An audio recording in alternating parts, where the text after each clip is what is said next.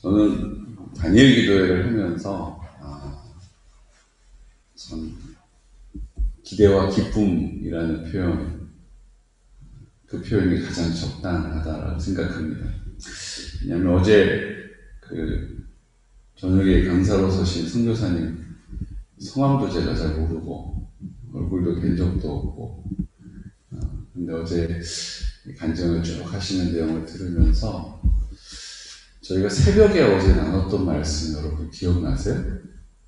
새벽 기도 때 나눴던 말씀이 어제 저녁 말씀하고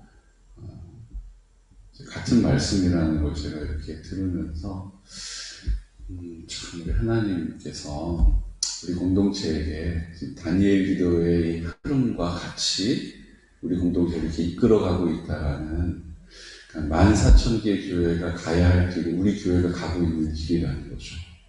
우리 교회에게 하나님께서 하시는 말씀이 14,000개 교회가 듣고 있는 말씀과 같은 흐름 안에 있다라는 것으로 인해서 제가 참 기쁘고 감사하고 감동하는 시간이었습니다.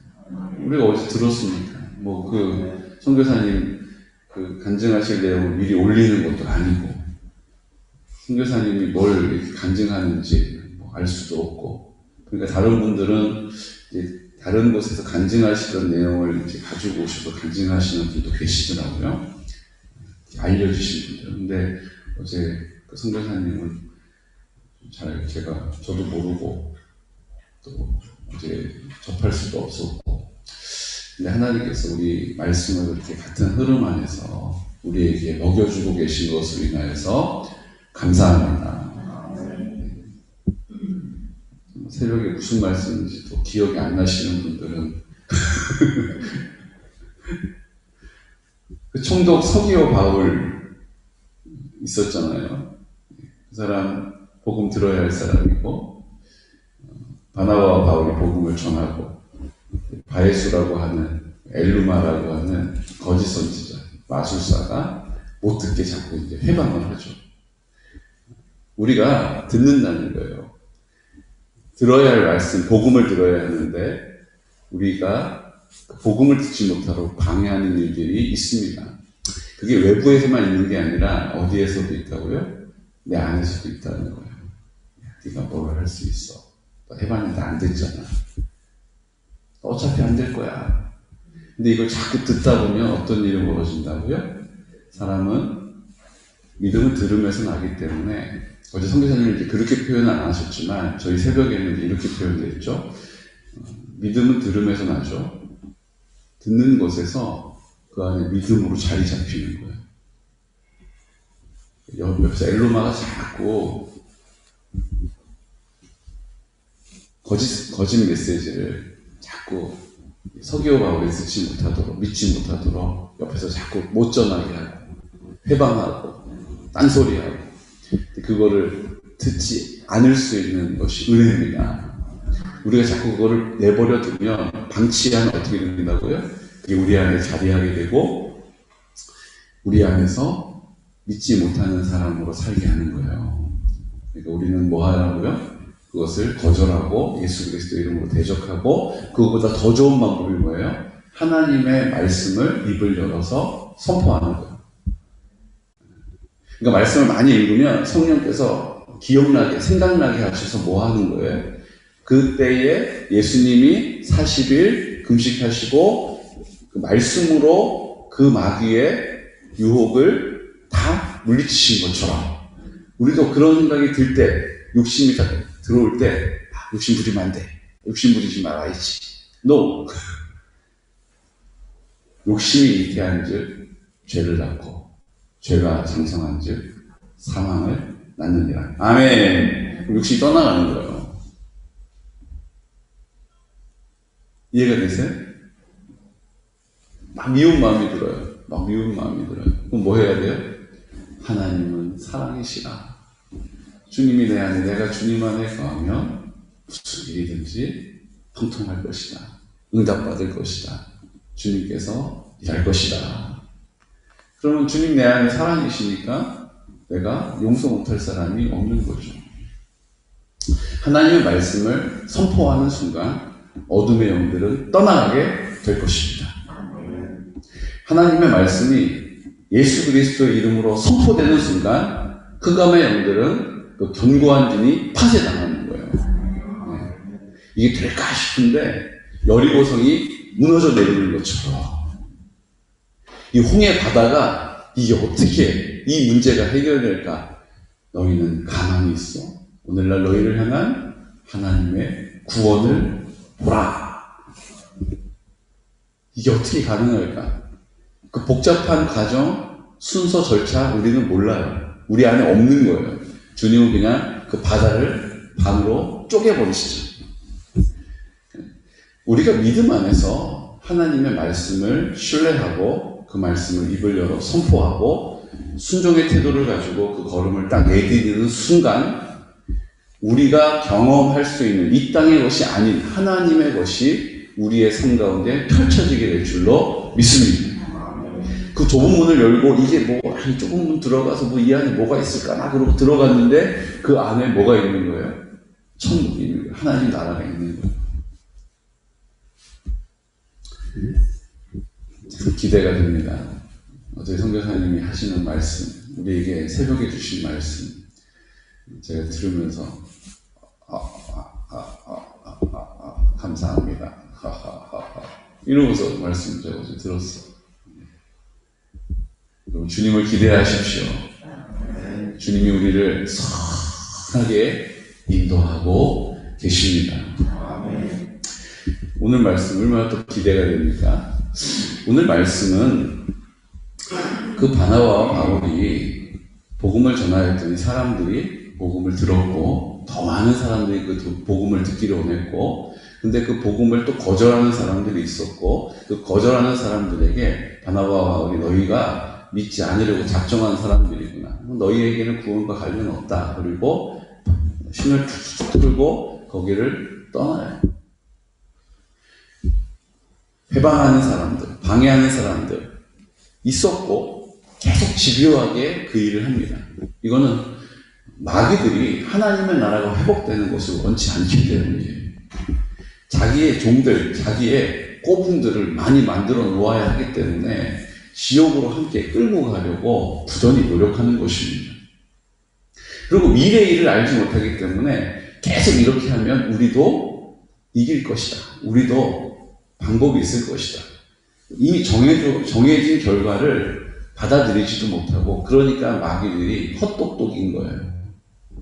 영적인 존재이긴 하지만 미래의 것은 하나님께 있기 때문에 뭐예요? 망상을 하고 있는 거예요. 우리도 이렇게 하면 내 밑에 꼬붕들을 많이 두면 나도 나라를 일으키는 것이다. 하지만 마지막 날, 마지막 때 주님이 심판하실 때 전부 다 무조갱으로 끌려 들어가게 될 줄로 믿습니다. 우리가 거기에 연연할 필요가 없어요. 두려워할 필요도 없고 그거 가지고 우리가 마음 건전긍긍할 필요도 없는 것입니다. 이미 주님이 십자가에서 이기셨고 그 승리가 우리의 승리임을 믿는 자들에게는 승리가 될 것입니다. 의심하는 자에게는 여전히 우리는 패배자인 거예요. 오늘 33절 말씀, 시편 2편에 나오는 말씀이죠. 곧 하나님이 예수를 일으키사 우리 자녀들에게 이 약속을 이루게 하셨다 함이라. 시편 둘째 편에 기록한 바와 같이 너는 내 아들이라 오늘 너를 낳았다 하셨고. 본문 읽으면서 우리가 헷갈리지 말아야 될 게 하나 있습니다. 예수님은 본인도 그렇게 소개하셨지만 나는 하나님의 아들이다 라고 본인을 소개하셨어요. 하나님께서 그 독생자 아들 예수를 이 땅에 보내셨다. 그러니까 하나님은 아버지시고 예수님은 아들이 되는 거죠. 우리의 육적으로도 아버지가 있고 그 아버지를 많이 닮은 아들이 있다. 이렇게 생각하기 때문에 삼위일체, 성부 하나님, 성자 하나님, 성령 하나님인 것을 우리가 자꾸 잊어버려요. 그냥 하나님이시고 하나님의 뜻을 따라서 아들 예수님, 그러니까 예수님보다 하나님이 더 아버지니까 크고 더 대단하신 분이고 그래서 우리는 천지를 하나님이 창조하셨다 이렇게 또 생각을 하고, 근데 성경을 이렇게 읽으면서 여러분 그렇지 않다는 것을 보지 않습니까? 천지 창조는 예수님이 하셨어요. 말씀으로 하나님 옆에 있었던 예수님이 천지를 창조하셨다라고 요한복음 1장에 증거하지 않습니까? 그러니까 하나님이 곧 예수님이고, 근데 동등됨을 취할 것으로 여기지 않으시고 자기 본체를 버리시고 이 땅에 오신 분이 하나님이 바로 예수님이신 거예요. 근데 이제 우리는 자꾸 우리가 생각할 수도 있는 사고 구조에 이걸 맞추다 보니까 하나님의 아들 예수님이고 예수님이 계시고 성령님을 보내주시니까 성령님은 이렇게 심부름하는 사람 같고 예수님은 그 심부름 시키는 사람이고 그 예수님의 아버지가 하나님이시다. 이렇게 우리의 머릿속에 딱 이렇게 위치가 정해져 버린 거죠. 그러니까 뭐가 문제가 됩니까, 이게? 주님이 내 마음 가운데 계시다는 것은 그 천지를 창조하신 하나님이 내 마음 가운데 나와 함께 하신다는 것을 믿는 거에 어려움이 있는 거예요. 하나님이 내 마음에 계신 거는 이게 완전히 안 와닿는 거예요. 예수님은 이 땅에 오셨던 분이시고 이 땅에 예수님께서 뭐 하신 분이세요? 우리랑 똑같은 육신을 입어서 사셨기 때문에 그건 좀 이렇게 받아들이는 게 수월한데, 하나님이 내 마음 가운데 계시다? 이거는 무슨 다른 얘기같이 들린다는 거죠.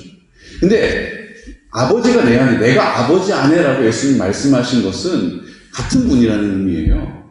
근데 왜 아들이라고 굳이 설명을 하셨을까? 이건 우리가 두 가지로 말씀드릴 수 있죠. 하나는 이스라엘 사람들에게 있어서 하나님, 예수님이 하나님이다 이러면 그들의 머릿속에는 그게 도무지 없는 개념인 거예요. 그러니까 그 하나님의 아들이 내가 예수다, 내가 하나님, 나의 아버지시다, 이렇게 하나님이, 내가 하나님이다 이러면 유대인들 중에 믿을 수 있는 사람이 아무도 없어요.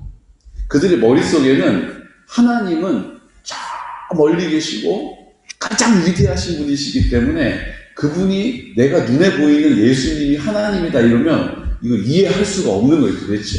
그러니까 어떻게 하세요? 내가 하나님의 아들이다 이렇게 표현하신 거죠. 또 한 가지. 너는 내 아들이라 오늘 너를 낳았다라고 말씀하십니다. 이것은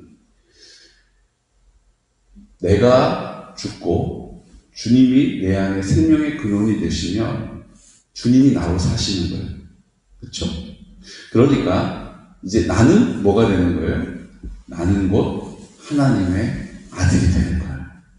그러니까 우리 머릿속으로는 하나님이 내 안에 계시다, 이게 와닿지 않는 이스라엘 사람들, 우리도 하나님이 내 안에 계시다라는 것이 이렇게 그 말씀을 근거해서 보다 보니까 와닿지가 않아요.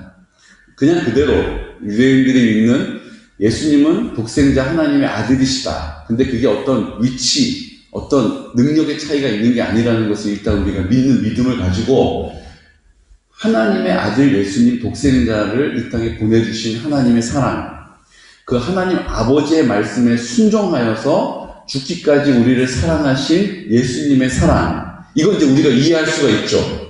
이거 우리가 이렇게 받아들일 수 있는 거예요. 자, 똑같이 예수님이 이제 내 마음 가운데 나와 함께 하셔서 우리가 죽고 예수님이 나의 생명이 되셨습니다. 그럼 나는 누구예요? 나는 곧 내 안에 계시는 예수님으로 사는 거잖아요. 그러니까 예수님이 하나님의 아들인 것은 곧 내가 누구라는 거예요? 내가 하나님의 아들이 되는 것입니다. 새벽이니까 이게 와닿지가 않으시는 건 뭐예요? 표정이 무슨 이단이야 뭐야? 하나님의 아들이 된다는 것은 내가 예수님도 하나님의 아들이시고 나도 하나님의 아들이 돼서 하나님의 아들이 또 한 명 생긴다는 이게 아니고, 예수님을 내 마음 가운데 전부 생명의 근원으로 믿는 사람, 나는 죽었고 이제 예수님이 나로 사신다라고 고백하는 사람은 이제 예수님이 내 안에 사시기 때문에 내가 하나님의 아들이 되는 거예요. 허다하게 많은 사람 중에 또 하나가 생기는 게 아니라 유일한 하나님의 아들이신 예수님이 내 마음 가운데 나의 생명이 되셨기 때문에 나는 하나님의 아들이 되는 것입니다. 내가 하나님의 아들이 되기 때문에 이제 아버지에게 구하는 것은 아버지가 아들에게 응하는 것 같이 응답해 주신다는 거예요. 내가 하나님의 아들이기 때문에 육체의 내 아들, 내 아이를 내가 아끼고 살피고 공급하고 사랑해주는 것처럼 그것과 비교할 수 없는 사랑으로 우리를 사랑해주시고 돌보아주시고 인도해주시고 지켜주심을 믿으시기 바랍니다. 이게 많은 하나님의 아들이 막 생겨나고 나도 그 중에 한 명이다 생각하니까 그래도 나보다 좀 똑똑한 아들이 있고 나보다 좀 나은 아들이 있고 나보다 훌륭한 아들이 있고 나는 그만 못하니까 이 생각에 우리가 주님 앞에 담대하게 나가서 구하지 못하는 것이죠. 예수님이 내 안에 생명이 되셨음을 믿는 사람은 부활하신 예수님이 내 마음 가운데 생명으로 나와 함께 하시고 성령으로 그 이름 앞에 나오는 사람, 그 이름을 부르는 사람에게 응답하신다라는 믿는 사람은 이제 하나님의 아들이 되는 것입니다. 수많은 사람 중에 한 명이 아니라 유일한 독생자 하나님의 아들이 되는 관계와 같이 우리를 돌보아 주신다는 것입니다. 우리가 이 담대함을 가지고 기도하는 거예요. 우리의 담대함을 가지고 하나님 말씀 앞에 읽는 거예요. 이 말씀의 인도함을 받겠습니다라고, 이 말씀을 붙잡고 제가 기도하겠습니다라고, 이 말씀이 내 삶 가운데 확증되게 해주십시오라고 기도하는 거죠. 이 말씀이 어떻게 내 인생 가운데 성취되어지는지를 소망하는 마음, 인내하는 마음으로 소원을 가지고 구할 때 이 말씀이 내 삶 가운데 열매에 맺혀지는 것입니다. 여러분들은 하나님의 아들의 자격으로 기도하고 계십니까? 아니면 무슨 의붓자식처럼 눈치 보면서 무슨 입양한 사람처럼 아버지가 아니지만 아버지라고 앞으로 불러야지, 부를 거야, 불러야지, 그래, 아버지라고 믿어야지, 이러고 사시는 거예요? 그럼 어느 쪽이세요, 지금? 우리의 기도는 내 아버지한테 잘못했어도, 제가 말씀드리잖아요. 우리 막내가 그냥 사고 치고 막 이렇게 해도 저를 보면서 뭐라고 한다고요? 그래도 저 이쁘죠? 이렇게 얘기할 때 이 녀석이 그냥 다 녹아지는 거예요. 다 녹아지는 거예요. 내 아들이란 이유로 너 이놈 자식 이렇게 할 거야 저렇게 할 거야 이래도 이러고 있다 갑자기 그래도 저 이쁘죠? 이렇게 얘기할 때 이러고 그냥 넘어가는 거예요. 하나님이 우리를 보실 때도 마찬가지예요. 자녀이기 때문에 하나님 제가 또 그랬습니다. 아유 제가 이렇죠 뭐. 그럼 주님 뭐라고 보세요? 나 너 싫어. 이렇게 하세요? 넌 내 아들이야. 내가 널 낳았어. 알았어. 이제 잘해보자. 그래 또 해보자. 주님은 우리에게 늘 기회를 주시고 우리의 마음을 헤아려 주시고 우리 가운데 능력으로 함께 하시는 사랑을 드러내시는 줄 믿으시기 바랍니다. 우리가 그 담대함을 얻어서 주님 앞에 나가는 거예요. 그럼에도 불구하고 주여 주님이 그래 너랑 나랑은 그런 관계잖아. 그리고 우리 편 들어주시고 우리 입장에 서주시고 우리 앞에서 우리와 함께 하시는 줄로 믿으시기 바랍니다. 늘 모세 생각하면 참 위로가 돼요. 이런 모세가 다 잘했어요. 성경에 보니까 모세 막 반석을 그냥 막대기로 후려치면서 그냥 진짜 내가 진짜 못해먹겠대 막 이랬잖아요. 결국 그 혈기 낸 것 때문에 가나안 땅에 못 들어간다라고 하나님이 얘기하셨잖아요. 완벽한 사람 아니었어요. 그런데 모세 하나님 앞에 쓰임받는 의로운 사람이었고 겸손한 사람이었고 그 백성들을 위해서 끝까지 중보하는 사람이었고 그 다음 세대 여호수아를 세운 사람이었고 71장로를 세워서 하나님의 뜻을 쫓아 청종했던 사람이었고 그 장인을 이도로를 세워서 이도로의 말을 잘 듣고 장인어른 그렇게 하겠습니다. 그래서 재판하는 일들을 또 백부장, 천부장으로 나누어서 조직하는 일들도 내가 그래도 다 거머쥐고 있어야지 이거 누구한테 맡겨 이러지 않았던 사람 모세 아닙니까? 근데 그 모세 어떻게 합니까? 모세가 이방 여자, 에티오피아 여자, 구스 여자 아내를 취하니까 율법에 맞지 않다고 미리암하고 아론이 와서 막 따져요. 하나님 뭐라고 하세요? 야, 미리암, 니네 말이 맞다. 모세, 너 그거 아니지. 당연히 그렇게 하셔야 돼요. 하나님 그렇게 하지 말라고 한 걸 했기 때문에. 근데 하나님이 모세 어떻게 하세요? 야, 모세, 너한테만 얘기하냐? 하나님이 우리한테도 다 얘기하신다. 율법에 말씀하신 거, 우리한테 얘기하신 거, 우리가 다 안다. 너 잘못된 거지? 그러고 막 따져 물어요. 하나님 뭐라고 하세요? 맞아, 모세, 너 실수했네. 이렇게 얘기하실 만도 한데, 뭐라고 하세요? 영광 중에 나타나셔서 뭐라고 하세요?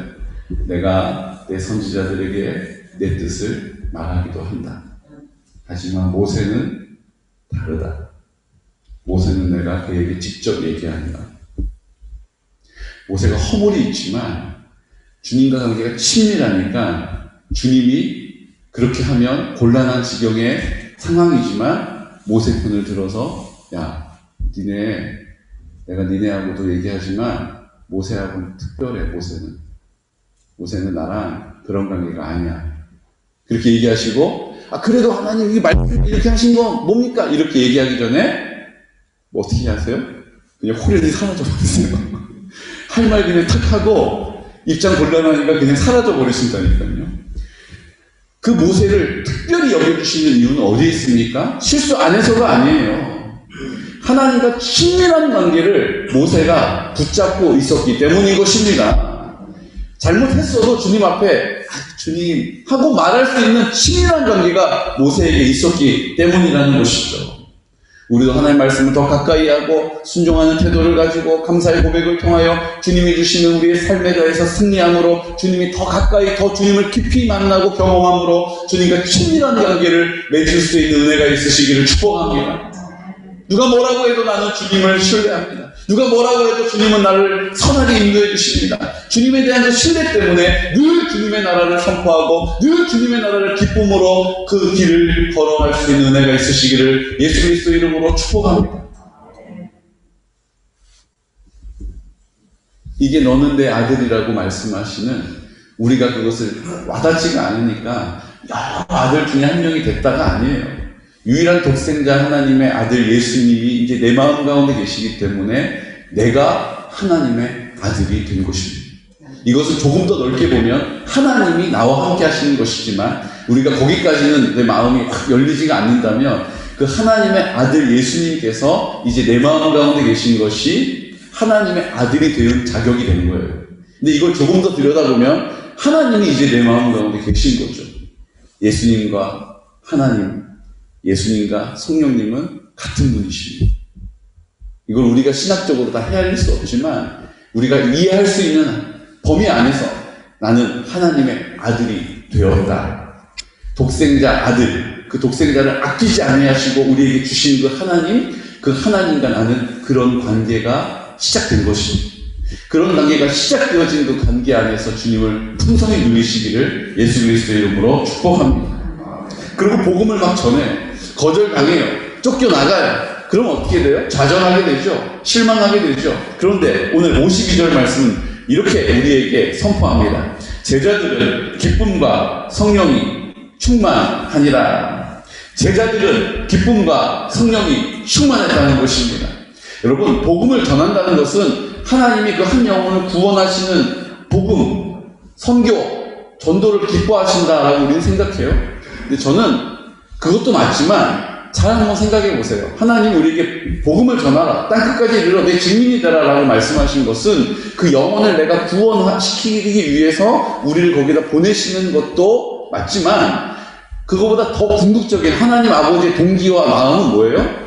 그 전도하는 것을 통하여서 예수 그리스도를 입을 열어 선포하는 것을 통하여서 그 말씀을 선포하는 순종하는 나에게 기쁨과 충만함을 경험하게 하시려고 주시는 은혜라는 것입니다. 전도는 고단하게 가가지고 복음을 전하고 거절당하면 또 힘을 내야지 쉬어 이런 가정이 아니라 복음을 전하는 그 일로 말미암아 복음을 전하는 이의 마음에 그 복음이 나의 능력이 됨을 경험하게 하시고 이것이 우리의 기쁨이 되게 하시고 성령으로 우리를 충만하게 하시는 자리가 되게 하시는 줄로 믿으시기 바랍니다. 접근이 다른 거예요. 내가 순종해서 복음을 전하면 그 영혼이 살아나기 때문에 하나님 기뻐하신다? 맞아요. 근데 이걸 더 깊이 들여다보면 내가 복음을 전할 때에 그 복음을 전하는 아무것도 아닌 나, 작은 나, 초라한 나가 하나님께 쓰임받아서 능력이 되고 권능이 되고 힘을 얻어서 주님 앞에 쓰임받는 그 기쁨을, 그 충만함을 우리에게 경험하게 하시려고, 하나님의 나라가 내 삶 가운데 있음을 경험하게 하시려고 오늘 우리에게 복음을 전하라고 하시는 것입니다. 복음을 전할 때 내 능력이 아니라 내 안에 계시는 성령께서 열매 맺어주심을 가장 확실하고 분명하게 알 수 있는 거예요. 왜요? 우리 복음을 부끄러워하는 삶을 살거든요. 복음을 가지고 나가지만 나보다 더 잘 나가는 사람, 돈 많은 사람, 똑똑한 사람, 잘난 사람, 잘생긴 사람, 예쁜 사람 늘 주눅이 들어요. 그게 우리의 뭐예요? 우리의 원래 본질이에요. 생겨먹은 모습이에요. 본색이 드러나는 거예요. 그때 내가 아니라 주님이 하시는 거지 라고 주님 앞에 순종하면 내 말에 지혜를 주시고 구원받아야 할 사람을 만나게 하시고 하나님께서 나를 담대하게 하시는 성령의 열매를 맺게 하시는 것입니다. 가장 확실하고 분명한 자리를 우리에게 경험하게 하세요. 그게 복음의 능력이고 전도해야 되는 이유고 선교를 나가야 하는 이유인 줄로 믿습니다. 어제 그 선교사님도 그 순종하는 자리에서 내 능력이 아니라고 계속 강조하시잖아요. 내가 한 거 하나도 없다라고 강조하시잖아요. 주님이 어떻게 역사하셨는지를 입을 열어서 선포하고 있지 않습니까? 오늘 주님께서 우리에게 그 선교지에서 일어났던 일들과 버금가는 그 놀라운 기적과 같은 사실들이, 그 역사하심이, 그 열매 맺음이 우리의 마음 가운데, 우리의 가정 가운데, 우리 교회 가운데, 우리의 모든 만남과 관계 가운데 풍성히 열매 맺혀지시기를 예수 그리스도 이름으로 축복합니다. 아멘. 이 시간 나같이 기도 드릴 때 주님, 우리가 오늘 말씀을 받습니다. 너는 내 아들이다. 오늘날 내가 너를 낳았다라고 말씀하시는 그 의미는 이제 예수님이 내 안에 생명이 되셨고 나는 죽었고 나는 없습니다. 이제 주님이 나의 생명의 근원이시니 이제 나로 주가 사시는 것입니다. 주님이 나로 사심을 이제 나는 주님이 내 안에 생명이 되셨기에 하나님의 아들이 되는 것입니다. 많은 아들 중에 한 명이 더 생기는 것이 아니라 독생자 아들 예수님이 하나님의 아들이신 것처럼 이제 주님 앞에 나는 하나님의 아들이 되는 것입니다. 아들의 권세로 입을 열어 기도할 때에 그 아들의 자격을 가지고 하나님 앞에 간구할 때에 그 아버지가 아들을 살피는 것, 이 땅의 아버지와 비교할 수 없는 능력과 권능으로 열심으로 이제 우리의 기도를 들어주시고 우리 가운데 열매 맺어주시고 우리의 삶을 하나님의 영광 가운데 인도해 가시는 것입니다. 복음을 전하는 일, 구원받아야 할 한 사람을 하나님의 백성으로 구원하는 일 맞습니다. 하지만 그것보다 우리에게 복음을 전하라고 말씀하신 땅끝까지 이르러 내 증인이 되라 말씀하신 이유는 복음을 부끄러워하며 살 수밖에 없는 우리의 연약함을 성령님께서 어떻게 강하게 하시는지, 우리의 아둔함과 지혜 없음을 주님께서 어떻게 지혜 있는 대로 사용하시는지, 우리가 주님 앞에 그 성령의 분명하고 확실한 열매를 거두게 하시고 주님을 더 체험하게 하시고 더 깊이 주님을 만나게 하시고 주님과 더 친밀한 관계로 우리를 인도해 가시는 그 가장 확실한 방법, 복음을 전하는 일, 복음이 우리의 능력이 됨을 나타내실 줄로 믿습니다. 오늘 우리 가운데 다시 한번 이 말씀을 기억하고 이 말씀을 잡고 기도할 때 성령님 우리를 통하여 그때 나타내 주시옵소서. 우리가 하나님 아버지 앞에 나와 그 믿음의 승리자가 되게 하여 주시고 증인으로 살아갈 수 있도록 우리를 인도하여 주옵소서. 이제 21일부터 하나님 아버지 앞에 대신방을 통하여서 우리 그 가정을 신방하려고 합니다. 그 가정에 하나님의 나라의 힘을 선포하려고 합니다. 주님, 악한 어둠의 권세를 다 물리쳐주시고 아버지의 영으로 충만하여 달라고 이 시간 나사렛 예수 그리스도 이름으로 선포하면서 기도드리겠습니다. 주여, 주여, 주여. 거룩하신 아버지 하나님,